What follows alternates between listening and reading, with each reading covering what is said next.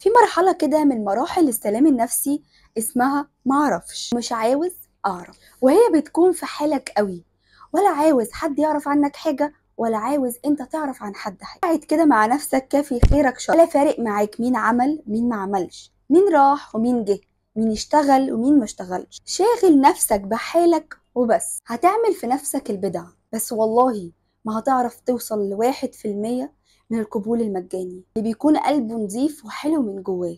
الشكل الحلو مش بيخلق قبول، الماركات مش بتخلق قبول، وضعك في شغلك مش بيخلق قبول، واحتمال كل اللي فات يخلق زحمة حواليك وناس عايزينك علشان حاجات معينة، بس قبول الله مستحيل. طيب القبول في ايه يا نوران؟